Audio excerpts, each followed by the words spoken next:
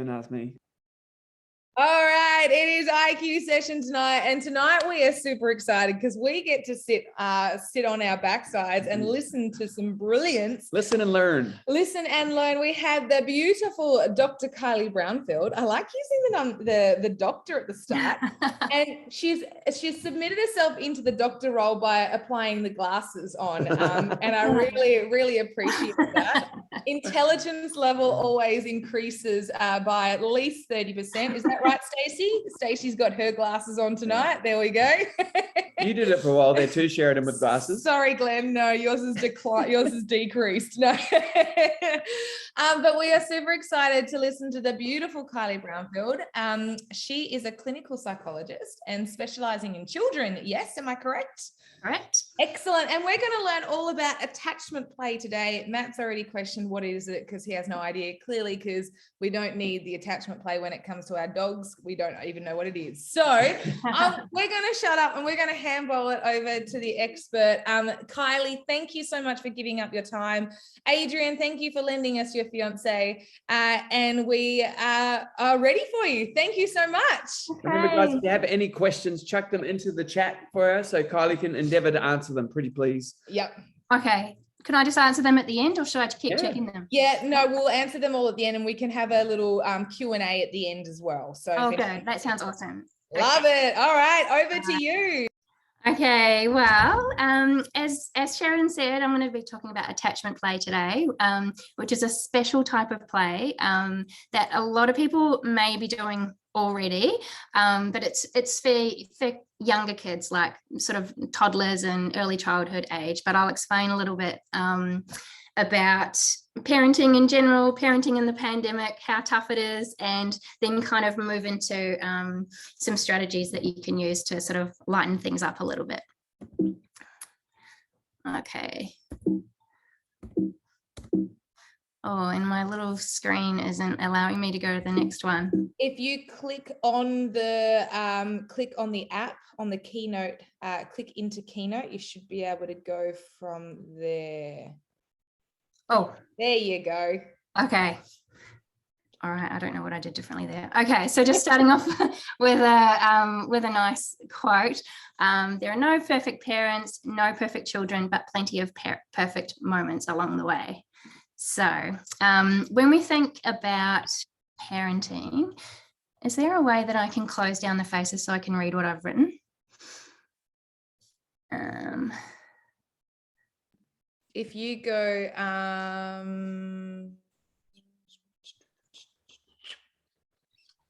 maybe go up to the view. You know what you can see from your side. Anyway, don't worry. I'll try and just work it out. So when we think about parenting, people hold their parenting values and their ideas really close to their heart. So it's quite a form of identity for most of us. And so any judgment or criticism or advice or anything that we get about parenting can be really confronting. So I guess what I don't want to do today is kind of go, this is what you must do, and that you sort of feel bad about what you're already doing, because obviously that's not helpful and you're going to do it the way you want to anyway. And there's nothing worse than like supermarket experts and things that kind of come in and offer their advice, or people you see on social media that are unicorn parents and they're doing everything perfectly. So that's not what I'm advocating for, just to start off there. So in terms of raising children, everyone is bringing something different to the table in parenting. So it's really important to know that it's not a level playing field. So we've got inequality of resources for a start. So that might be in terms of financial resources, more or less energy, more or less time. Also an inequality of external supports. So like family that can help out, or people that can help with childminding, this concept of the village. Also, our parenting is informed by differences in beliefs and knowledge and wisdom that's passed down through cultures and generations and things like that. Also, a big impact on our parenting is how we are parented ourselves. So how our parents parented us. And that brings up lots of experiences when we have our own kids, things that might trigger us, or past traumas potentially, or ways that we might respond to our own children based on stuff that we remember from the past. Even things that we've probably forgotten can come up when we're parenting our little ones. So the key for parenting, I guess, is self-compassion. So I'll just talk a little bit about that. So caring for others requires caring for oneself, first and foremost.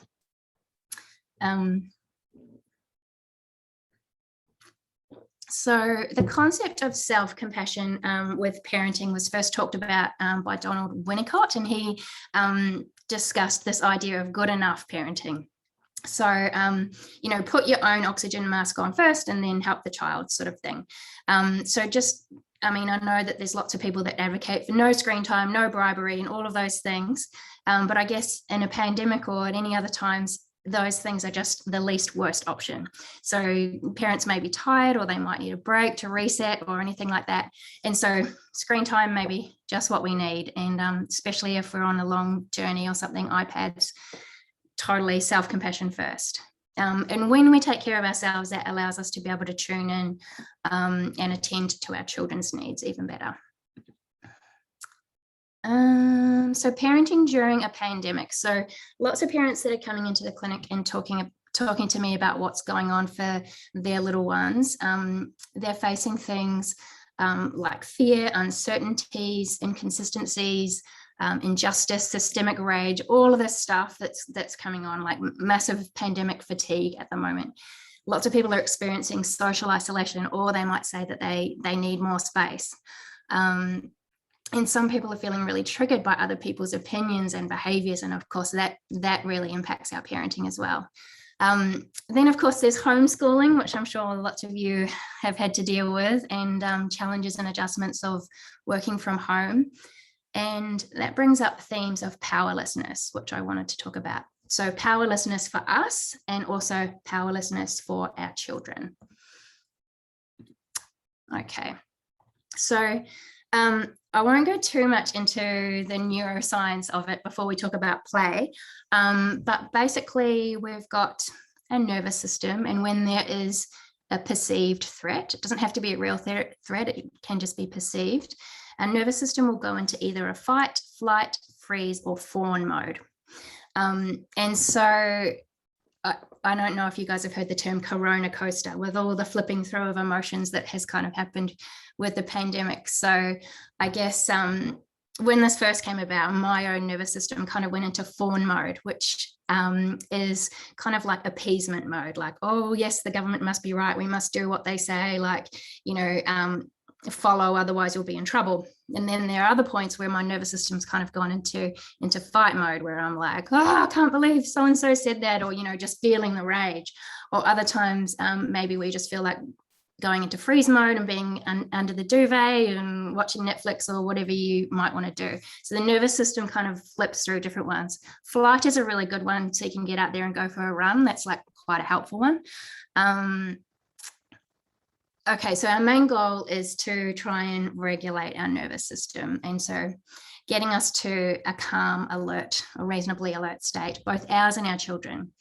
And kids really tend to borrow our nervous system. So if you imagine that our nervous systems communicate with our children, they kind of talk to each other. So they pick up these underlying cues, which helps them co-regulate. So cues of safety, like how we talk, our facial expression, physiology, heart rate, all of that kind of stuff, they can really pick up on. And that's why play is so important, because it actually helps you regulate your nervous system. So play is the easiest way to connect with your child. It reduces cortisol levels, which is a stress hormone. And it's a really good tool for grounding your body and grounding your senses, or getting them back to what we call homeostasis, like an average level. Play can strengthen attachment, it can enhance social connection, and also it can help us solve some behavior problems. And the behavior problems are usually stemming from some kind of unmet need. That's a thing that I'd see a lot in the clinic. And so heaps of play therapy for little ones. We can use it for eliciting cooperation with our kids, because once we're playing, then it ends up calming them down. They can be more curious, and then they're more open to learning or be able to take on more information.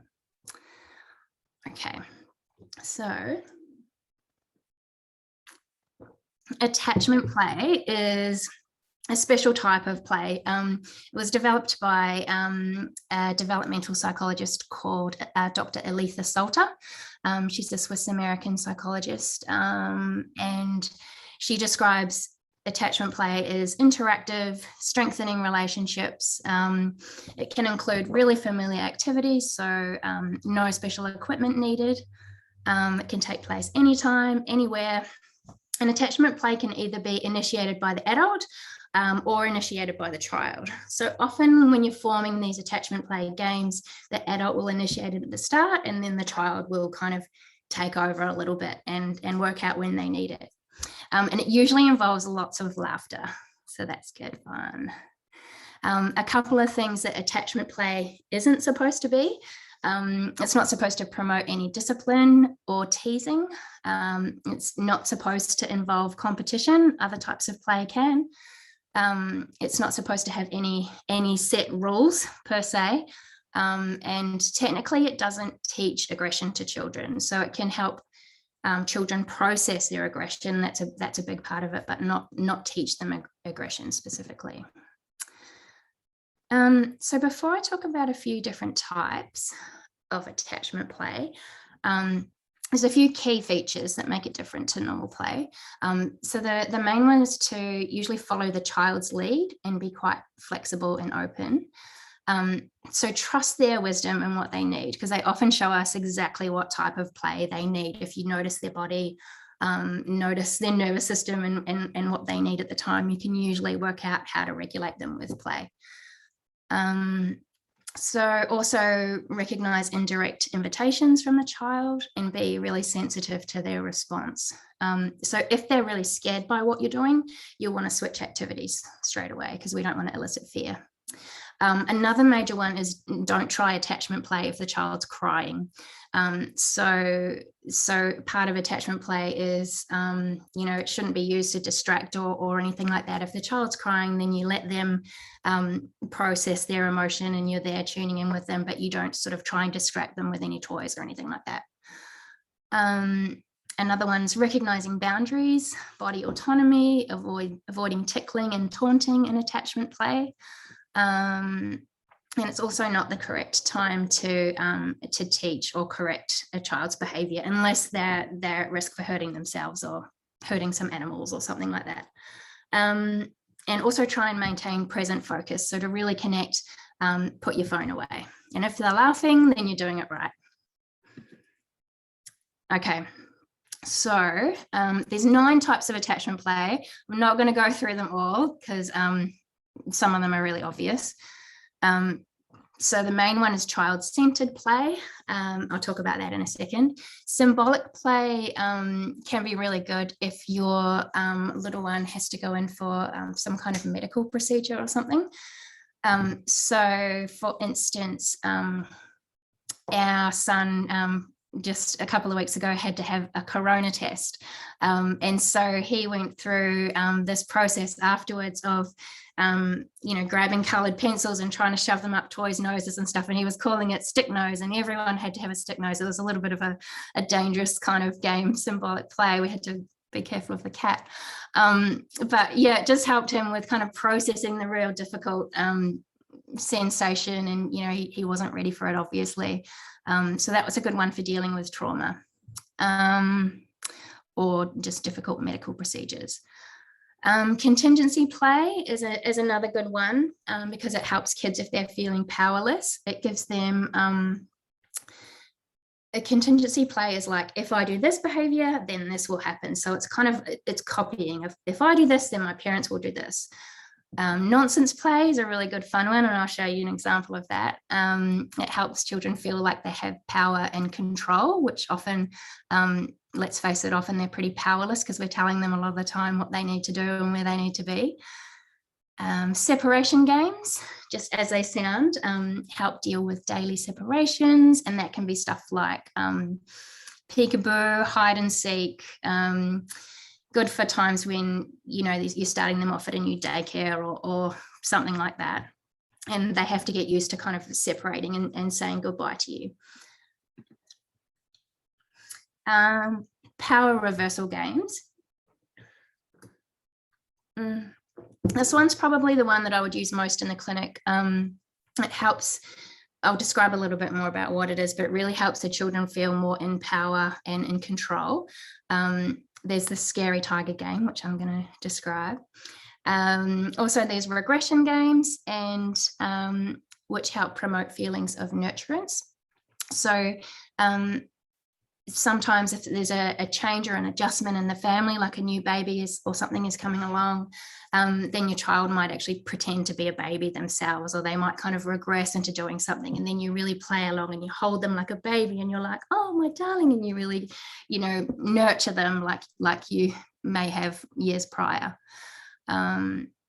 Activities with body contact is a really, really good one, like wrestling, horsey rides, things that really make them feel valued and with a sense of belonging.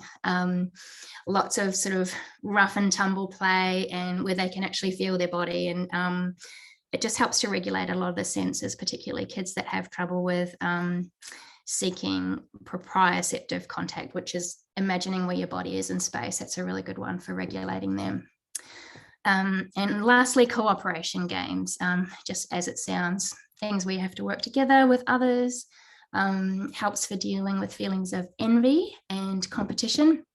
The only one I could really think of for this one when I was writing this was the game where you're kind of bouncing up a balloon in the air and you're all trying to keep it from falling on the ground. So that can be a fun one for little ones. Okay, so transitional play. This is any type of unplanned play that you do with your child when you want to move them from one activity to the other. So let's say you want them to get into the car and they're not going to be keen to do it. So the key things for here is to provide information, then provide a choice, and then make it playful.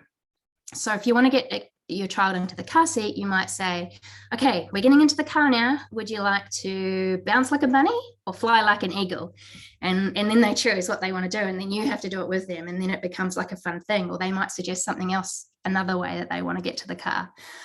So you can get some looks when you're in the Coles car park, but it's worth it to make it fun, and you know that you're eventually going to get the cooperation from the kid. Yeah, and so there's lots of examples that you can think of. Nice bunny, Sheridan. Lots of things that you can do to sort of get the kids really engaged and make it playful. Okay, so power reversal games. Okay, so this is a big one, and it changes the usual direction of power.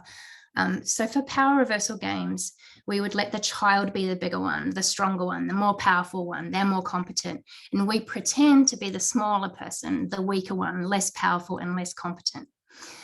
So we may pretend to be frightened about something, like really over the top frightened. And then hopefully this makes them laugh, and it helps them kind of heal or process times when they felt really frightened themselves.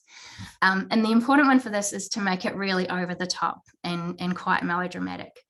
You can have heaps of fun, like using theatrical voices and, you know, go into whispers and really kind of ham it up, and they just love it.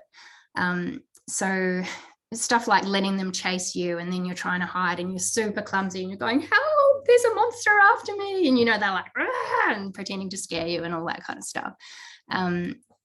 Okay, so that's power reversal. I found an example online. It's not a really good quality video, but it's a 1 minute one of a little baby that's doing some contingency play with his family. It's a bit like a baby boot camp. So I'm going to show you this one.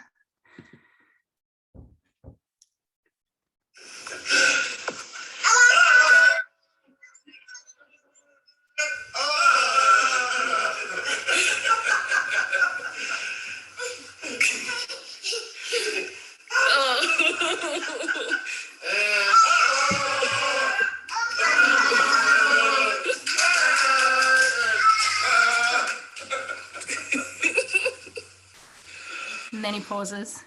And they were waiting.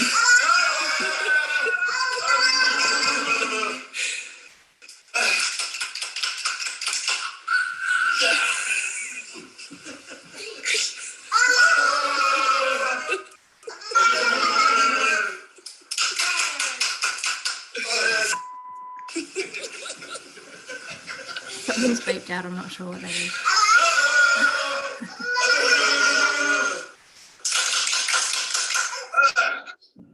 That's a good workout, Max. It is.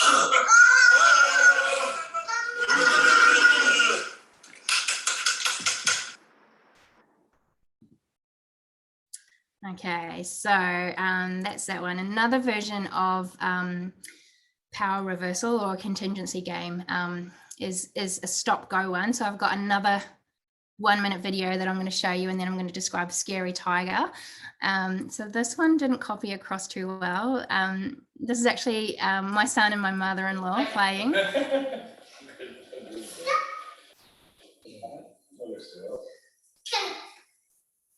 So he's telling her to stop, and she's stopping straight away.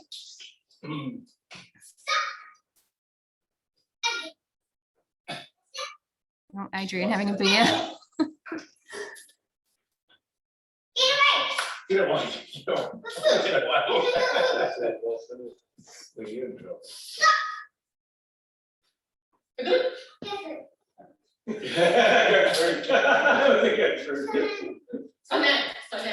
I'd like to.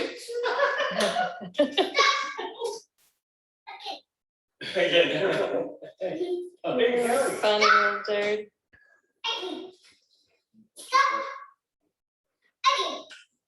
Just waiting for me to get testosterone off the ground. Okay, so that's one that gives the child power. So he's really in control of the dynamic, and it's just a really nice space for them to be in because it's so rare.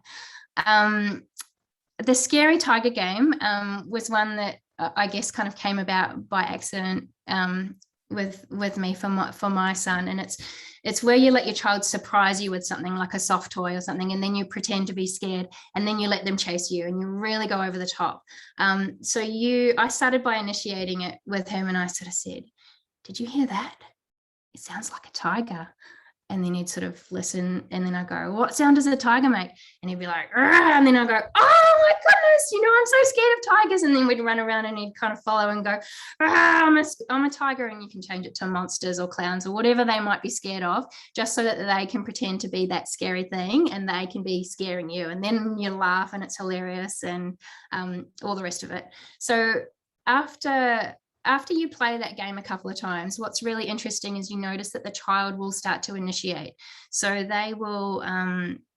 they'll bring up the games that they can remember that they need at that time, or they might feel particularly powerless. So for instance, my son always struggled with getting into the car seat, and it was a bit of a power struggle for us. And then I'd be trying to get him in, and he'd like suddenly roar at me, and I'd be like, "Oh, is there a tiger? Oh my goodness." And then he'd laugh, and I'd, make a big over the top response. And so we'd do a little bit of attachment play, power reversal stuff there. And after that, he'd be happy to go into the car seat, and we'd be good to go.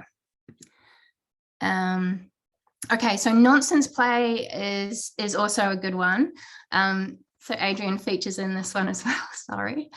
And so for this instance, we were having some trouble with him not staying on the change table. He would be kicking and trying to roll off, and he was basically doing all sorts of gymnastics. So we had to try and find a way of making it really fun and playful with him, so that he started to, enjoy the process and didn't really kick up too much of a fight.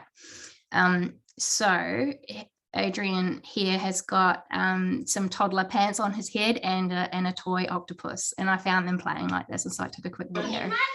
Have you seen my octopus? Have you seen my octopus, mate? Oh no. On my head is he on my head? Oh my God. Can't see. Oh my God. Oh, it's an octopus. Oh. He's a cheeky octopus, isn't he?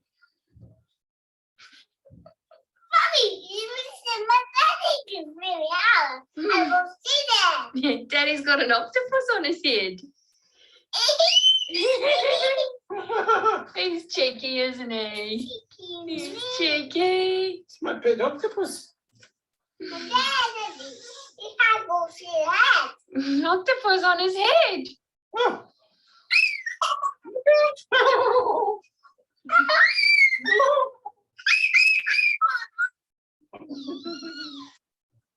Yeah, so you can see after that one, he was more cooperative with being changed and kind of engaged in the game. So that was a good one as well.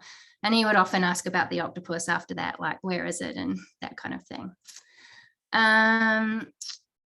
The last one I wanted to talk about is contingency play. And this is the idea of, if I do this behavior, then you do that. So if I tell you to jump like a frog, then you jump like a frog. And it can be really helpful if they need to burn energy just before they go to bed. They might sort of have some pent up emotions or something for the day that they really need to get out. So you might do a bit of contingency play just before bed. And that will help them regulate their nervous system as well, so they can kind of get in a calmer space. It's helpful to reconnect after we've used power over stuff with them. Helps release feelings of fear and frustration. And the more silly and over the top you are, the more they'll laugh. So this is a video. This is actually my best friend. She came in and visited at some point before we went into lockdown. And she, you'll see from the video how they play anyway. Ribbit. Go. Ribbit. What noise does a frog make? Ribbit. Okay. Fish. Starfish.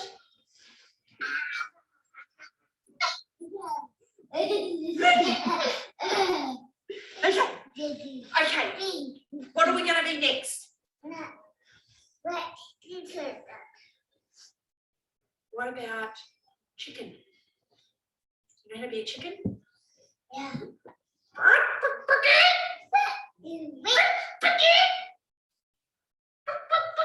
Then he starts to direct her.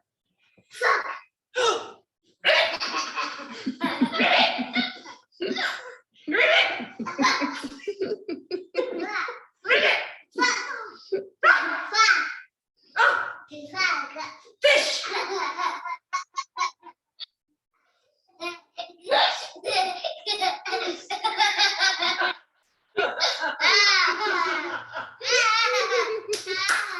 You're funny. What are you now, Finn? Okay, so that's a cute one to do because it doesn't require anything apart from a little bit of imagination and, you know, just being brave enough to actually do it. And he actually remembers that game with her. So every time he sees her, he's like, fish, frog, and he tries to get her to do, you know, whatever, even if we're like meet up at a shopping centre or something. So he's remembered that one. Okay, so I thought that just for the last slide, we could go over and maybe look at some examples of what people are already doing. I'm really keen to hear about what works for older kids and teenagers. Stuff like you showing them video games or, you know, sharing in their interests and values, maybe listening to them talk about their interests and things like that. So I don't know how to take people off mute, if we can do some questions or something at the end. But yeah, thank you. First of all, Kylie, that was freaking amazing. This is so cool. I've just learned so much that I didn't realize was possible, which is awesome. Also, I realized that we play a lot of those games already, you know, like the balloon game, the frog game. Yeah. Yeah, like I make sure to be a frog. I now know how to get Matt to the car. Eagle or a bunny. He's going to fly like an eagle. Eagle every day of the week. Oh, hang on. Oh. I've just muted. There you go. Sorry. All right. I have made it so that people can unmute themselves if they have any questions, statements, any contributions to Kylie's question of what are you currently doing with your older children? What works? Anything like that. Kylie, with my Sheridan, with her, I find that if you give her a little scratch under here, she tends to just nestle down and calm down. Oh, really? Oh, nice. That's how I do it with her. But Just because I'm child size doesn't mean I'm. okay, sorry. All right. What was I going to say? Oh, does anyone have any contributions? Anyone have anything that works for them? Otherwise, I'm totally going to throw someone under the bus. Elmsleys. Elmsleys, good evening, everyone. I think I put the camera on, I'm not sure. Yeah. Sorry, we're just in the middle of dinner. Thank you, Kylie. That was awesome.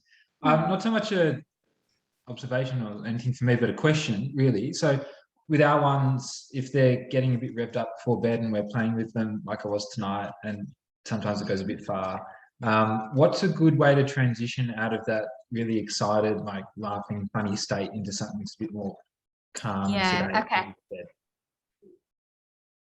Because they can keep kind of working themselves up and get too playful. Is that what you're talking about? Yeah. Any kind of whispering games or things where you've got to be really quiet to try and hear noises, like, you know, doing Chinese whispers games, or like transition the play into another game, but one that involves like lots of calm and quiet. So you might have to do like a burrito hug or something, like really deep touch, and then like slowly kind of calm them down. And you have to focus on calming your nervous system down in order to get them down at the same time, because it's a bit harder for them to kind of go from here back down to a level of regulation. So yeah. And then you can maybe ask them, like give them a choice. So say, why don't you choose 2 stories for us to read? Or would you like to sing some songs together? Or you can just do something to give them choice into another transition, which will eventually calm them down and you can get them into bed. Thank you. Thank you. Okay.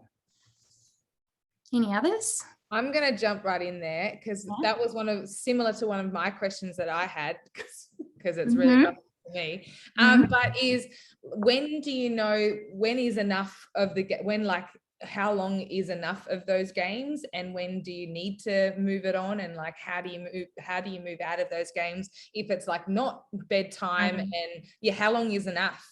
Yeah, good question. And often, like, we don't have a lot of time to sit there and play one-on-one games, or, you know, we may not be willing because we have other things to do. So it's really up to the parent to kind of have some control back if they need to, and then just say, okay, like we might do 3 more of these, and then you count down and like kind of give them some plan of what's going to happen, and then you can transition out of it. But yeah, normally if you've given them a lot of play, they'll be happy to cooperate back to doing something else. That's awesome. Does anyone else have any questions for the brilliant Dr. Kylie Brownfield? So funny hearing you say that. I used to use that all the time after I graduated, and now I hardly ever do, but yeah. Do you ever get Dr. Carlsberg? One of the GPs used to write Dr. Psycho in her notes, and like I was like, why are you calling me Dr. Psycho? But I think it was just a language barrier thing, but it was quite funny. Classic. Anyone with any more questions for our beautiful Kylie? Of course, if you don't feel confident enough to ask them now, you can, of course, type them in the chat box, or please feel free to send them through to us and we can connect you with Kylie, of course. Kylie does run a clinic. Can you tell us about your clinic and where you are? I know that you're currently fully booked from recollecting, but you've got other team members that you work with. Is that correct? Yeah, so we're in Hyatt. It's called the Mindful Clinic, and we're working pretty much 100% via telehealth at the moment. So we're both working from home. There's another psychologist, Katya, that I work with, and she specializes in psycho-oncology. So people that have had a cancer diagnosis or experiencing someone in their family with cancer. So she really helps with grief and adjustments. And her other specialization is perinatal work. So lots of work surrounding new parents, pregnancy, birth, all of those kind of transitions. Yeah, and I also work a lot with people that are in emotionally abusive relationships, and so helping them kind of understand that power dynamic and helping them to disentangle and eventually make that choice to be independent if that's what they want to do. So that's a lot of my work as well. Yeah, I'm developing an online course as well, so it's in the early stages, and so that's going to be surrounding similar stuff to this. So raising toddlers with calm connection is how I'm going to frame it. So it's going to be like a neurobiological approach, but hopefully explained in plain language. Oh, that sounds really exciting. That is awesome. So that's for like anyone like us that so we can access your intelligence and your wisdom without having to come and see you face to face or do it that way. Is that correct? Yeah, it was just a way of I guess trying to get more information out there, because like everyone's just getting, like everyone's books are full at the moment and there's big waiting lists. So just to get info out there, it's just another stream. That's amazing. Well, we just want to thank you so much for having me. Thank you so much for your time, especially time away from your family. We're so grateful, but also for your incredible knowledge and wisdom and the efforts that you went to tonight. That was awesome. I learned so much. Who would have thought that peekaboo was like anything more than just I know, right? And unicorn parents, they're quite cool. I didn't know that was a thing. Yeah, unicorn parents. Oh, the supermarket experts. What was it? Something to do with supermarket? Yeah, I've had a few people give me advice when Finn's having a meltdown in the supermarket aisle. So that's always fun when you're a child psychologist. Classic. It's just like Facebook keeps suggesting to us to invite fitness experts to the FBFM groups. All right. No. Well, like, thanks, Facebook. Really appreciate that. Well, thank you so much again. We want to thank all of you guys for investing into you and your families tonight. This is of course recorded and is open to everyone to watch. So if you know anyone that needs to listen to this and needs to hear these lessons, then please pass on the link. We will post it as soon as possible. But again, thank you, Kylie. We really appreciate it. Thanks, guys. Thanks for coming along. See ya. And thank you everyone for tuning in. We will see you when we're looking at you. Mwah. Thank you.